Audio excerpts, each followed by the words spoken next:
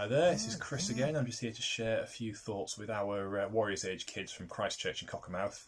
That's kind of the pre-teen, the really 9, 10, 11, 12 age group.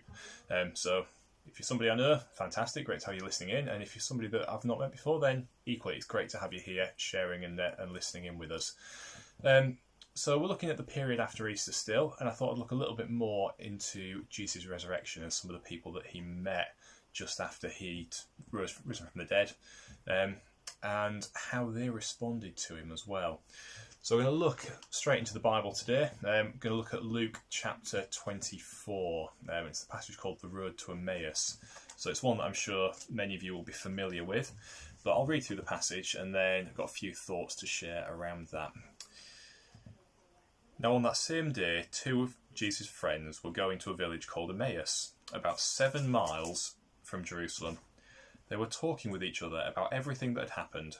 As they talked and discussed these things with each other, Jesus himself came up and walked along with them, but they were kept from recognizing him. He asked them, "What are you discussing together as you walk along?" They stood still, their faces downcast. One of them, named Cleopas, asked him, "Are you the only visitor to Jerusalem, and do not know these things that have happened here these days?" "What things?" Jesus asked. "About Jesus of Nazareth," they replied. "He was a prophet, powerful in word and deed before God and all the people. The chief priests and our rulers handed him over to be sentenced to death, and they crucified him. But we had hoped that he was the one who was going to redeem Israel. And what is more, it is the 3rd day since all these things took place. In addition, some of our women amazed us. They went to the tomb early this morning, but didn't find his body. They came and told us that they had seen a vision of angels who said he was alive. Then some of our companions went to the tomb and found it just as the women had said. But him they did not see." He said to them, "How foolish you are, and how slow of heart to believe all that the prophets have spoken. Did not the Christ have to suffer these things and then enter his glory?" And beginning with Moses and all the prophets, he explained to them what was said in all the scriptures concerning himself. As they approached the village to which they were going, Jesus acted as if he were going to go further. But they urged him strongly, "Stay with us, for it is nearly evening, the day is almost over."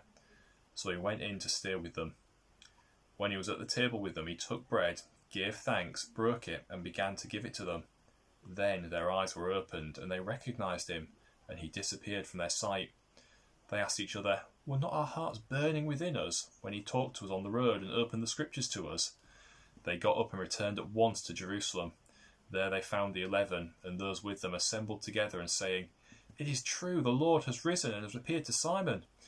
Then the 2 told what had happened on the way and how Jesus was recognized by them when he broke the bread. So, jumping in with something that seems completely not linked at all to that narrative there in the Bible, I've been listening to The Hitchhiker's Guide to the Galaxy recently. You may have heard of it. It's been done as a radio series, a book, a TV series, a film, so there's plenty of options out there. But if you're not familiar with it, it's basically this really kind of weird and bizarre sci-fi comedy type thing. But what it has got is some amusing and interesting views on human nature in there. And there was one thing that struck me this week, which was a device called the Somebody Else's Problem Field. And it's basically this kind of force field image thing you can project around an object, and it makes everybody else think that it's somebody else's problem, and because it's somebody else's problem, they just ignore it. Doesn't make it invisible, doesn't make it disappear, it just makes people not want to see it, because it's not something they want to be bothered about, because it is somebody else's problem. And it really does just hone in on our human tendency to ignore the things that we don't want to see. There's stuff in the world that makes us feel bad, either makes us feel guilty, or we feel that it's not something that we can possibly do anything about, or there are things that we don't understand, and rather than face these things, we kind of do our best to ignore them and pretend they're not there. They're somebody else's problem. They're not ours. We'll just leave them and someone else will deal with it. Now, we've just read of two friends who were walking home from Jerusalem, and suddenly Jesus appears among them, but it says in the Bible they were kept from recognising him. Now, it doesn't say why they were kept from recognising him. It could be that Jesus, that God himself, put some kind of barrier in place to mean that they couldn't recognise who he was. That's one option. But another option is, was it simply their own human nature that stopped them from being able to see who Jesus was? They're inundated with these painful thoughts and feelings. The person that they had hoped was going to be their rescuer, somebody that they may have even called their friend, Jesus, has died on the cross. And then they've also got this lack of understanding thrown in there when some of the women from the group have said, "We've seen an angel. He's risen from the dead. He's alive." And they just can't understand or comprehend that. They don't know what's going on. So when Jesus himself appears there in their midst, rather than going, "Wow, he's back," they go, "I don't understand this. I'm feeling bad about it. I'm just going to ignore the fact that you are who you are and pretend you're not."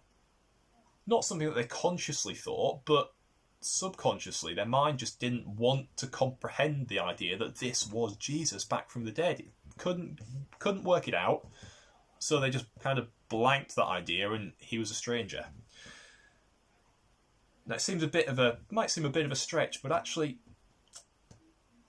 in a way it does exemplify what we can do ourselves, the way that we can just ignore what's blatantly in front of us because on some level we don't want to see it. They were wrapped up in their kind of own little world of sadness, and they didn't want to let anybody else in there. And it is something that we can do as well ourselves. We can get wrapped up in our own little worlds of sadness or confusion or doubt or whatever we're feeling at the time. We just focus on our own feelings and what affects us, and we let the things that are affecting other people be their problem, be somebody else's problem, not our problem. But look what happened when these two friends finally recognised who Jesus was. They went from this immense sadness and grief and confusion to this ultimate joy of, wow, he is back, he is alive, he is right here with us. Why did we not see it? But he's back. They knew he was there. And they took off and they ran back to Jerusalem to tell everybody the news about it because they were so excited by this. And yet they'd missed out on it for whatever reason. Maybe God was keeping them from seeing, but maybe it was their own human nature wasn't letting them accept that Jesus was back and walking with them. So as we think about that story this week, I really want to encourage you in this time where our own lives are so messed up and not what we're expecting and probably not what we want to be doing. We don't want to be trapped indoors all the time. We don't want to be stuck in one place, maybe doing the same thing over and over again. We don't want to be worrying about this disease that is running rampant outside our window. So we can very easily just focus on our own issues and forget about other people. Anything that's going on with them is somebody else's problem. It's theirs, it's not ours. But that's not how we should live as Christians. That's not how Jesus lived. Jesus stepped into the midst of these guys, the grief of these friends. He went right in there with them and walked with them. And through doing that, he opened their eyes to see the reality that was around them. So that's my encouragement this week, guys, is let's try in whatever way we can to be less focused on us and more focused on the people around us, whether they are immediately physically around us, our families that we're living with, or whether they're people that they're around us in spirit. They're people that we are connecting with, we're talking to on the phone, we're playing games with online, we're trying to meet up with in what ways we can without physically being able to go there. our friends, our more distant families. Let's try and think about them a bit more and how they might be struggling and suffering with what's going on.